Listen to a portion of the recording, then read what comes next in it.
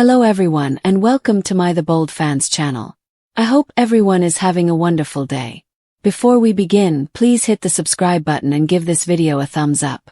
According to The Bold and the Beautiful BNB spoilers, Sheila Kimberlin Brown is ready to set off a slew of Monaco drama after deciding to take the same aircraft as John Finnegan, Tanner Novlan, last minute. Although Steffy Finnegan, Jacqueline McInnes Wood, is unlikely to approve at first, she may alter her mind later. Now that Sheila is sitting next to Finn on the plane, they'll have a heated dispute over boundaries. Finn will point out that Sheila does not respect them and risks alienating Steffy even further by disrupting their romantic plans. By the time BNB's August 11th episode airs, Sheila will have given in and assured Finn that she will keep her distance. Finn may be concerned about Sheila's ability to keep her commitment, but he must simply trust that she will stay away from Steffy. Although Finn hopes to send Sheila back to Los Angeles straight away, she will end up lingering out in Monaco. While Finn deceives Steffy about what happened to Sheila and intensifies his infatuation with his wife, his birth mother will remain in town. After Steffy and Finn have some reconnecting scenes on August 12th, things will take an unexpected turn. Steffy will spy Sheila in Monaco and completely lose it, so she may become reckless as a result. It wouldn't be a location shoot without a wild incident to shake things up, so Steffy may find herself in a dangerous situation this time around. Sheila may be willing to put her own life in danger to save Steffy from the impending disaster.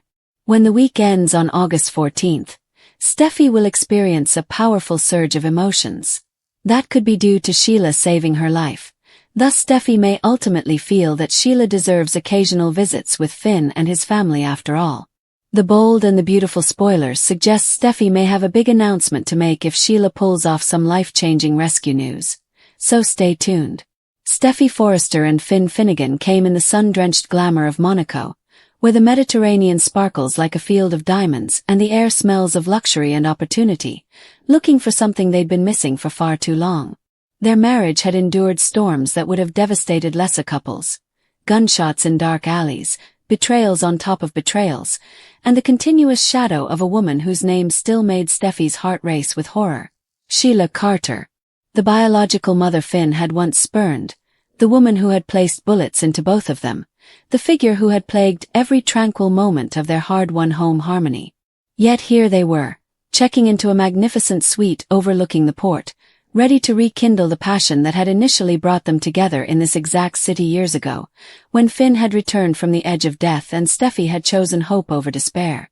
Finn had the idea for the trip. He had watched the tightness settle into Steffy's shoulders like a permanent weight, witnessed the way she flinched at unexpected sounds, the cautious distance she maintained even in their most personal times. Sheila's recent divorce from Deacon Sharp, along with her unrelenting push for a role in their lives, had sharpened those edges. Finn had forgiven his mother in his heart. He had even addressed her as Mom, and held her in a small workplace moment that left him with confused tenderness. But he had also promised Steffy that their family, Kelly, Hayes, and the life they were creating, would always take precedence. The Monaco trip was intended to fulfill that promise by providing them with space away from the drama of Los Angeles, the pressures of Forrester Creations, and the constant threat of Sheila's persistent presence. They didn't realize she was already on the same airplane.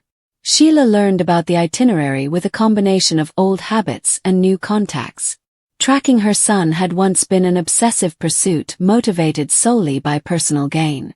She assured herself it was different. She had signed the divorce papers without the custody leverage she had previously wanted. She had walked away from the ruins of her marriage to Deacon, not seeking vengeance. She had sat alone in quiet rooms, cataloging every wrong she had ever done, every life she had almost destroyed, and every time she had chosen chaos over connection. The woman who emerged from that inventory possessed the same quick instincts and unwavering resolve, but she claimed a new mission: to prove she was more than the monster everyone imagined. If that required following Finn over an ocean to the location where his marriage was once revived, so be it. The confrontation at the beach was unavoidable. Steffy saw her first, that familiar figure against the beautiful blue of the ocean, the same resolute posture that had earlier signaled danger. The outpouring of rage was swift. Words flew like guns. Accusations of stalking, boundary violations, and a fundamental failure to respect the strong lines Steffy had set to safeguard her children. Finn stepped between them, torn in ways that made his chest ache, attempting to de-escalate but knowing that no amount of calm reasoning could erase the past engraved in blood and trauma. Sheila refused to leave. She spoke of second chances, of the son she had only recently seen, and of the grandchild whose laughter she wished she could hear without the veil of secrecy and distance. Steffy just heard threats. The dispute intensified until spectators became aware, and the carefully crafted idea of a romantic trip broke under the weight of ancient traumas. What happened next is the type of chaotic sequence that soap operas excel at creating from the strands of happenstance and character. A sudden disturbance near the water's edge. Reports vary on whether it began with a reckless jet ski, a collapsing section of temporary dock construction, or the simple, brutal physics of a strong undercurrent catching an unsuspecting swimmer. Steffy, still full of adrenaline from the confrontation, went unconsciously into the chaos. In the space of a few heartbeats, she was in the water herself, fighting currents that tugged with unexpected intensity, her fine resort attire becoming a perilous burden. Finn was farther up the beach and had already turned when he heard shouts. Sheila was closer. Years of survival instincts, of moving through danger without hesitation, took over before conscious thought could intervene. Sheila hit the water hard. The chilly shock registered only dimly as she made her way closer, the figure resisting the pull. Steffy's strength was formidable. She had seen worse, but the combination of current, clothing, and emotional exhaustion made her vulnerable. Sheila approached her, locked an arm around her torso in a determined grip, and began the arduous task of getting them both back to safer water. There were times when it felt like the waves would swallow them both. Sheila's own strength wavered at times, and the only thing keeping her going was the knowledge that failure here would mean the end of any chance of connecting with her son. When they eventually reached the shallows, gasping and shaking, the first face Steffy recognized was the one she had spent years attempting to erase from her life. The rescue was not elegant. It was nasty, desperate, and observed by a large number of people, so the tale spread quicker than either woman could control. Finn came as medical staff were already assessing them both. The expression on his face when he realized what had happened, that his mother had pulled his wife from the water, was a complex storm of relief, gratitude, and the dawning realization that everything had changed. Steffy was alive. Sheila was the reason. Steffy's long-held narrative, in which Sheila existed solely as a source of damage, had been disrupted by an evident act of protection. The actual job began in the stillness of the hospital suite, when the physicians determined that both women would recover completely. Steffy sat covered in a blanket, staring at the woman across from her with a look that conveyed neither gratitude nor lingering animosity, but something far more difficult: uncertainty. Sheila did not push. She did not demand acknowledgement or rapid forgiveness. She just sat, drenched and drained, and waited. When she finally spoke, her voice contained none of the dramatic passion that had distinguished so many of their previous encounters. She talked about the water, about the moment she realized Steffy was in true danger, about the weird clarity that had occurred with the decision to act. She did not claim metamorphosis. She merely stated that at the time, the only thing that mattered was to get Steffy back to those who needed her. Finn observed the discussion with the caution of a man who saw how delicate the ground under them had become. He had already forgiven his mother in ways Steffy could not yet match. He had already started the psychological process of separating the woman who had saved his life from the list of her sins. Now he saw the prospect that Steffy may one day follow a similar route, not because anyone required it, but because the evidence of change had become impossible to deny totally. He didn't force the conversation. He merely remained present, a constant presence between the two ladies whose lives were so intricately and brutally linked. The days that followed in Monaco were a curious mix of forced intimacy and gradual recalibration. Steffy did not abruptly extend her arms to Sheila. The pain of previous gunshots, near-death encounters, and the continual vigilance required to keep her children safe could not be erased by just one rescue. However, something had cracked open.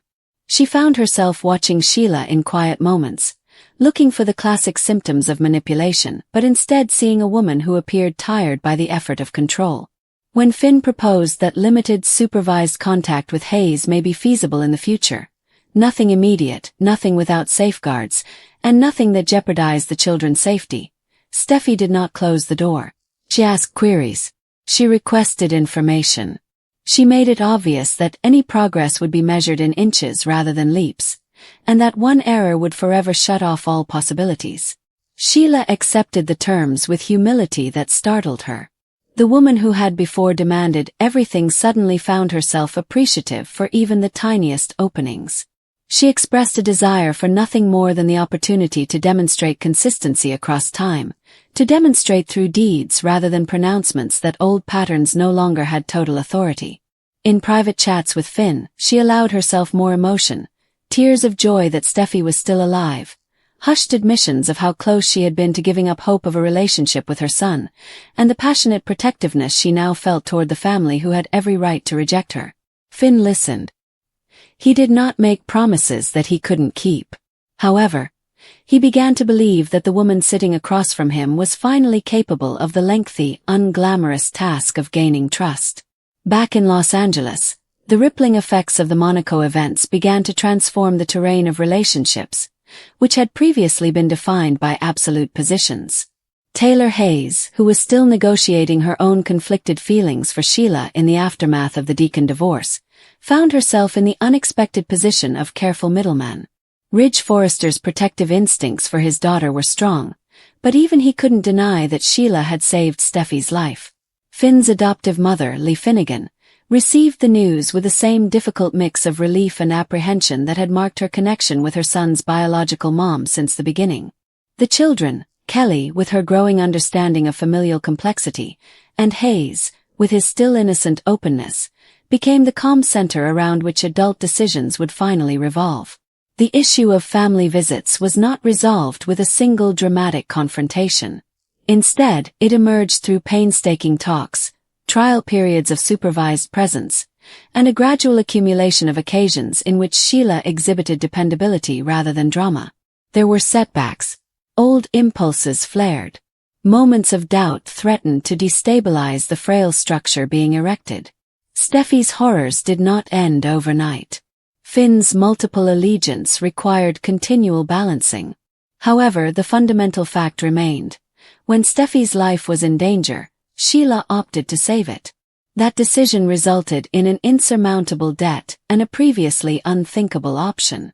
In the weeks that followed, as the family adjusted to their new reality, the bigger themes of the bold and the beautiful's current chapter became clearer. Redemption in these stories is rarely clean or full.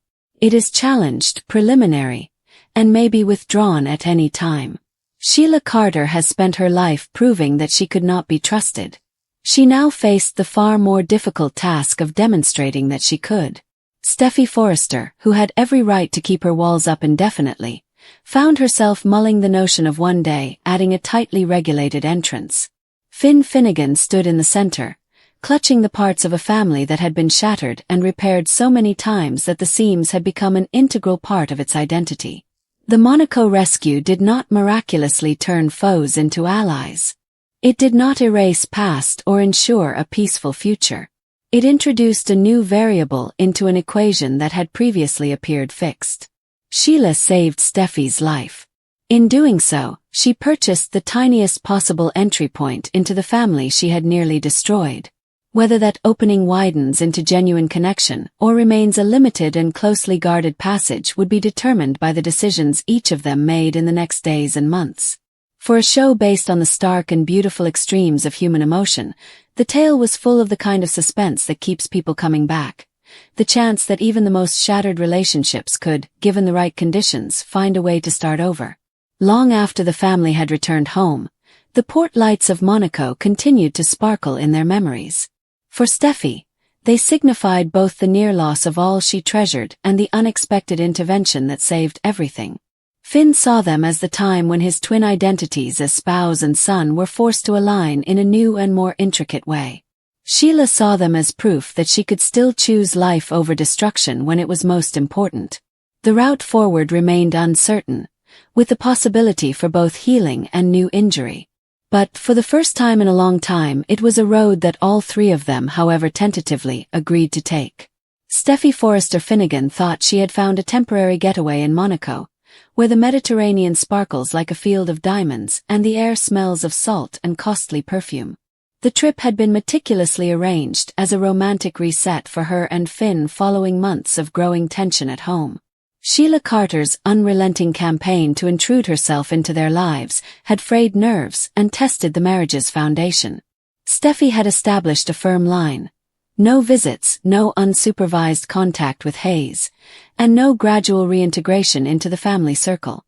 Finn, divided between the woman he loved and his biological mother, who had only recently begun to show indications of genuine change, grudgingly agreed to keep Sheila at a distance. Monaco was supposed to be their safe haven, a place where the past couldn't reach them. That illusion vanished the instant Sheila appeared. She had pursued them with the same unwavering resolve that had previously marked her most perilous plots. Using information gathered from a casual conversation and a quick booking, she secured a spot on Finn's aircraft and ignored all requests to turn around. By the time the jet landed on the Côte d'Azur, the romantic vacation had already been jeopardized. Steffy, who arrived at the hotel with high hopes of spending uninterrupted time with her husband, was instead confronted with the person she least wanted to meet. The first confrontation was explosive. Accusations flew. Old wounds have reopened. Steffy made it apparent that Sheila's presence violated every boundary she had established, and Finn was once again caught in the middle, attempting to de-escalate while protecting his wife from further suffering. What ensued was not another typical fight or a well-prepared request for forgiveness. Monaco, with all its glitz, nonetheless has areas of risk. A late-night walk along the port, a busy gathering near the casino district, or a moment of solitude in an unfamiliar place all set the stage for something considerably more hazardous. Details are closely guarded by those who have seen the scripts, but the crux of the scenario is clear. Steffy's life was put in immediate danger. Whether the threat was from an opportunistic criminal, a startling accident, or a more intimate type of peril, the outcome was dependent on one unexpected intervention. Sheila acted. In the ensuing turmoil, the lady who had previously shot Steffy and Finn, chased them, manipulated them, and abandoned them for dead in an alley, moved decisively. She positioned herself between Steffy and the danger. She took a bodily risk that could have led to her own death. When the dust settled and emergency personnel came, it was Sheila who had kept Steffy alive long enough for assistance to arrive. The image of the erstwhile villain kneeling before her lifelong adversary, blood on her hands and desperation in her voice, is the type of scenario that rewrites character arcs in a single stroke. Finn came to discover the two women locked in a tense aftermath. Steffy, horrified and still understanding what had happened, couldn't simply disregard the notion that the person she had spent years attempting to remove from her life had now saved it. Gratitude and distrust clashed within her. Finn's response was more quick. The man, who had already begun to warm toward his mother, now had actual proof that Sheila's claims of transformation were genuine. He'd seen her risk everything for the wife he cherished. At that point, the abstract discussions about second chances became personal and vital. Back at the motel, the subsequent exchanges were raw. Steffy fought to reconcile the Sheila of her past with the woman who had just saved her. She recalled the alley, the bullets, and the months of trauma that ensued. She recalled the beach event in which Sheila had rescued Kelly from the ocean, an earlier act of heroism that had already strained her emotions. The ledger of deeds had tipped further. Finn pressed lightly yet firmly. He reminded Steffy that individuals may change, and that the same woman who once tormented them had repeatedly chosen safety over devastation in recent years. He mentioned Hayes and the idea of a carefully controlled relationship in which their boy could one day see his grandma without fear. Steffy did not surrender overnight. Trust, once shattered by bullets, does not recover in a single night of crisis. However, she could not disregard the debt. In the quiet hours following the emergency, with the lights of Monaco shining outside their window, she began to wonder what limited access might look like. Visits were monitored. Public settings. Strict rules. No overnight stays. No unsupervised time with the kids. The requirements were strict, intended to safeguard her family but conceding that complete exile may no longer be feasible.